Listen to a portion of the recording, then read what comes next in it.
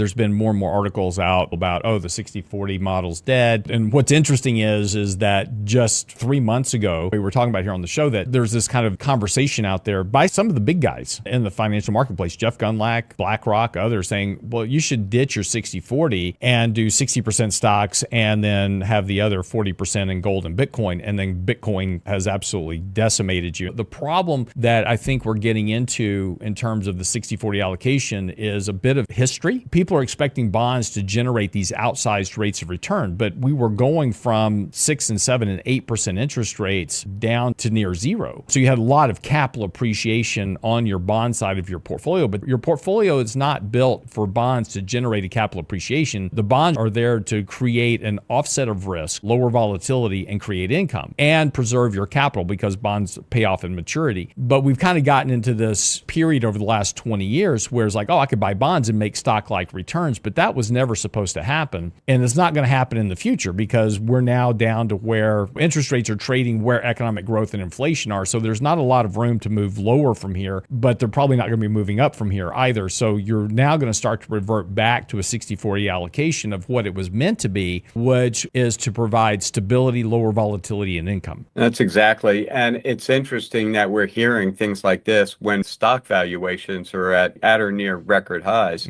the Cape 10. So when you look at kind of more historic PE valuation that goes back 10 years on earnings, it has a very good job of predicting what the returns are going to be like for the next 10 years. Not how we get there, not what next year is going to be or tomorrow, but over 10 years, those returns are below treasury returns. Right. If you were going to create a portfolio today that you're going to put away, you can buy the S&P and you can buy bonds. And whatever allocation between the two, just put it away for 10 years and look at it. Statistically, the more bonds you have, the better off you're going to be. Doesn't mean you're going to be better off next year, but again, we're not looking at this for 10 years. I think gold is kind of a lesson in this. There's what's called the all-weather portfolio or the permanent portfolio, and it's precious metals, stocks, and bonds, about a third, a third, a third. And in 21, 22, it would have been very easy to say, what are you doing? Why do you own any gold? That's dead. Gold's gone nowhere since 2011. It's stupid. Well, that third leg of the bar stool has been very important. And the reason it is because it's a diversifier. It provides something that the other two don't. That's the same thing with fixed income and bonds. It's providing stability. It's providing a lower risk. And it's providing a return that over 10 years should be better than equities. As crazy as that sounds, at about a 4% yield. Catch me daily on The Real Investment Show.